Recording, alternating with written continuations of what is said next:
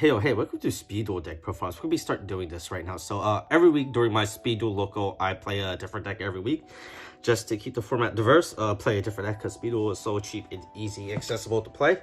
So there's a deck that I played recently and went first place undefeated at my Speed Duel local. This is Into the Darkness Below. I didn't know this was a skill until I started going through my Speed Duel bulk and found this skill, read this skill. This skill is absolutely insane. Don't know why people aren't playing this skill. It is a really fun deck and I really enjoy it. So this is a Bakura skill.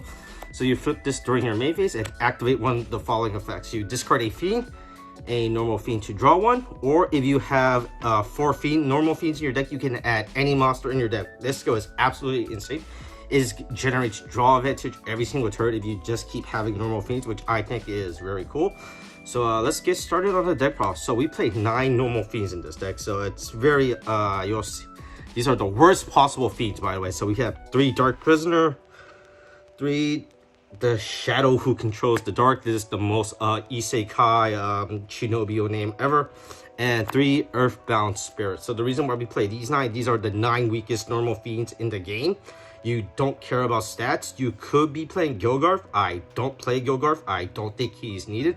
You just want to play the worst possible Fiend, and Earthbound Spirit just also happens to be the Fiend with the strongest defense of 2000, which is doesn't really matter much at this point in Speed Duel due to every monster with high attack value.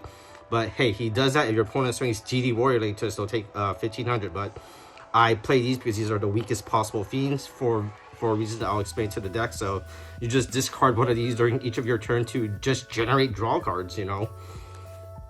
So 9 Fiends. Then we play 1 Dark Necrofear. So this skill lets you search any monster once you have a normal Fiend, 4 normal Fiends in your game, but there is really no monsters you want to be searching in this deck because you don't care about them.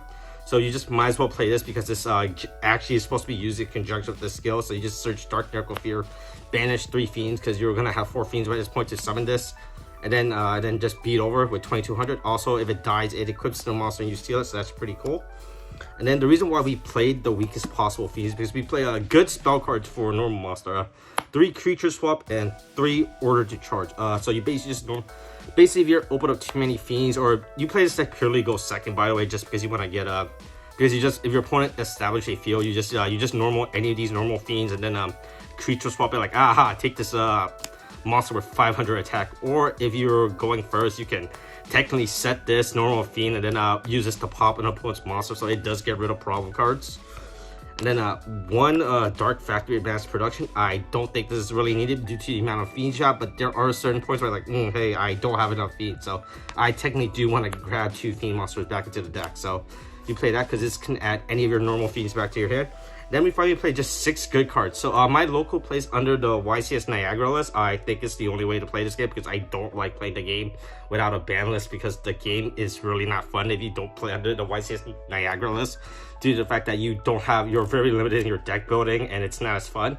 So we're playing under the YCS Niagara list. So we're playing 1 Zoma because you're not playing any real monsters, and Zoma is just a good card. It's still one of the strongest traps in the game. 2 Nightmare Wheels, but this card just inflicts burn, it just stops your opponent.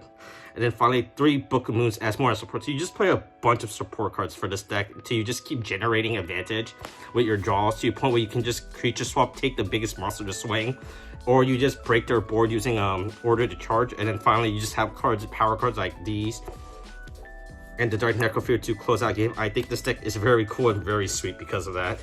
And then extra deck is irrelevant because we don't play it really because not the Speed Duel. If you're not playing stuff like Dragoon or XYZ, you don't need an extra deck, so whatever. Ryu Shenshio, Jama King, Meteor Black Dragon, Master of Cyber and Dragon, Dragoon. In case if we ever do play Awakening Dragon targets, right? So these are just generic Awakening the Dragon targets, which I think, yeah, there we go. These are good enough for the game to have. Yeah, so this Into the Darkness, I really love this deck. I think this deck is probably one of my favorite fun new decks to play. So yeah, that's pretty much it. I hope you enjoyed this deck profile and everything. Stay tuned. We're gonna start uploading more Speed Duel deck profile. I really enjoy this game. This format is very fun.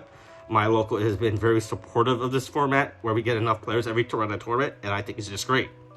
All right, that's the video. Thanks for watching. Okay, thanks. Bye.